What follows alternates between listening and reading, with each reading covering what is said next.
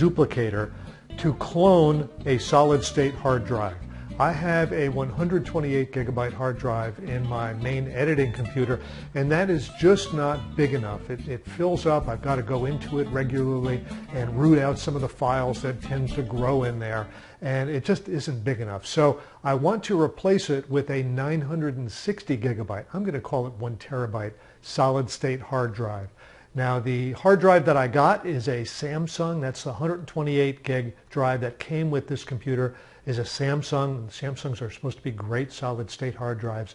I'm going to be replacing it with a Crucial brand hard drive. Again, that's the 1 terabyte hard drive, is made by Crucial. So I'm hoping it'll give me the same performance. This is a really fast computer. So if it slows down slightly on boot up speed because of this Crucial hard drive instead of the Samsung hard drive, it's not a big deal. But in any event, I'm going to use this Wavelink hard drive docking station to do the cloning for me. It has 2 slots in it, a source slot and a target slot, and it's got a slot in each of these slots for a 2.5-inch hard drive, which is what my solid-state drives are. And it also, the door flops down so that you can put a full-size 3.5-inch hard drive in here. Now, this has controls on the front panel. On the back panel, it has a power port and it has a USB port so that you can connect it to your computer. But the really cool thing about this Wavelink hard drive docking station is that it says it can clone a hard drive without being connected to a computer. I mean, you just have to put the 2 drives in here, do the button push correctly, and it will clone a hard drive. And that's what I'm going to do, and that's what I'm going to show in this video. This is the Samsung hard drive that came with the computer. It's a 128 gig hard drive, and it's mounted on this caddy. So obviously, in order to stick it into the Wavelink hard drive duplicator device, I'm going to need to remove this from the caddy.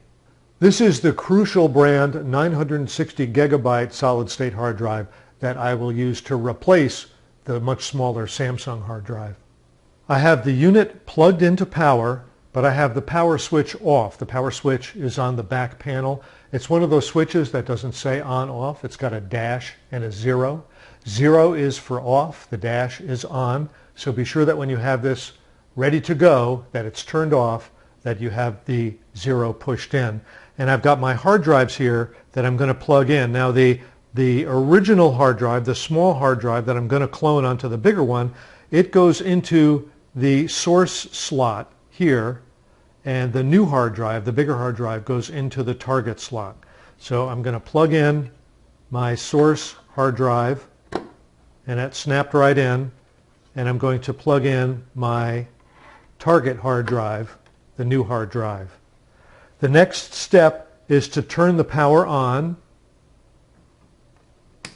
Takes a good firm push on the switch, and wait until the blue lights are both come on solid on the front. See this ring, this LED ring? There's blue lights there. One indicates source and one indicates target. There's a red light that indicates power. To get the cloning process started, press and hold this button, which is called the OTG button, release it and press it again, and that starts the cloning process.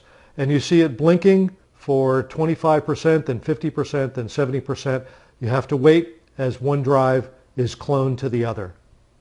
So it's blinking 75% now. The source drive is a 128 gigabyte drive, and it was probably about 90% full, so it had 110, 115 gigabytes of data on it, and now 75% of that, it's taken about 8 minutes or so to get to that point. That gives you some idea of how quickly this works.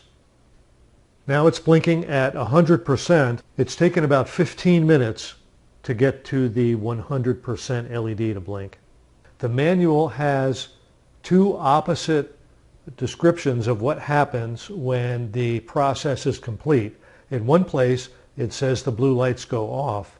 In another place, it says the blue lights will be solid with no flashing when the process is complete. So we'll have to see what happens when it stops flashing, if all the lights stay on or if all the lights go off.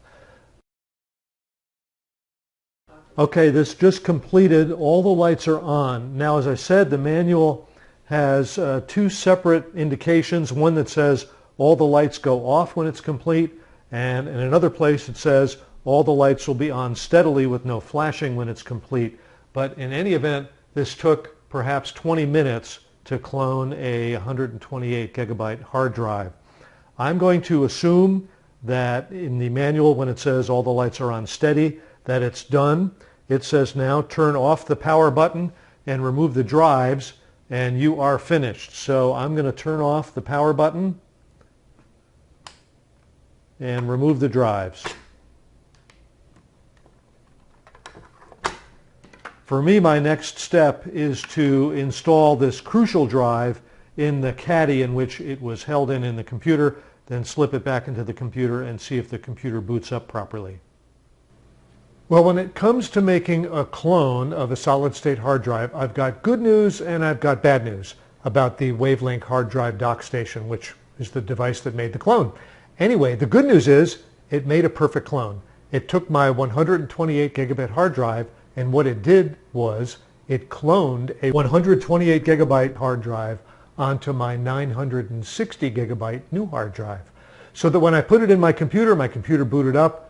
It worked exactly the way that it used to work, but it only showed that the hard drive was 128 gigabyte hard drive. It didn't show all of the extra space. I had to download some software that allowed me to repartition my hard drive.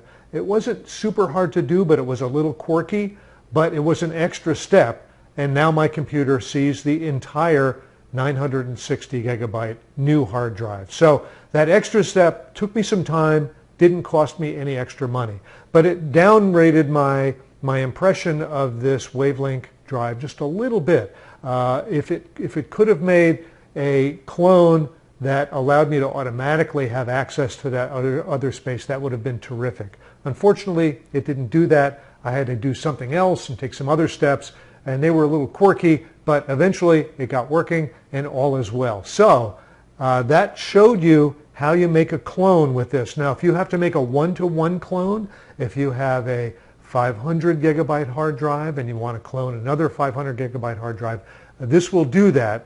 It's a little ambiguous as to whether this works only with solid-state drives or if it also works with the spinning magnetic old-fashioned type of drive as well. I'm not sure that it works with these spinning magnetic drives. I do know that it does work for sure with solid-state drives, and it worked pretty well. It worked pretty quickly, and it's not hard to use at all. So those are the steps involved in cloning a hard drive using this Wavelink hard drive dock. Hey everybody, I'm Bob Kovacs. Thanks for watching.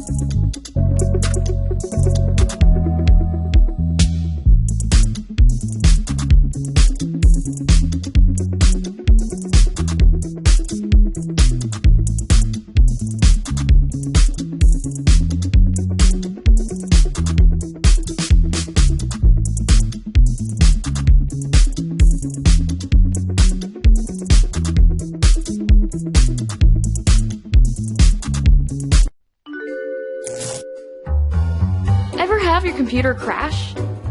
Have an old hard drive laying around?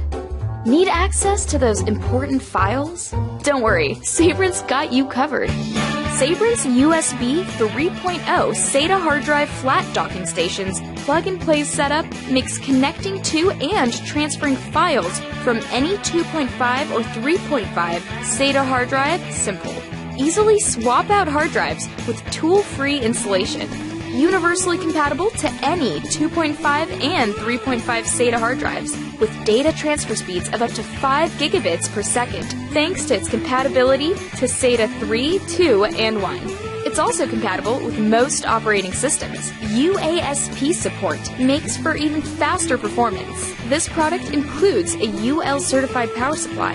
And like all Sabrent products, Sabrent has you covered with a 1-year warranty and up to a 2-year warranty upon free product registration. Note, please make sure to eject your hard drive before removing it. For best results, please make sure to power off your docking station while not in use.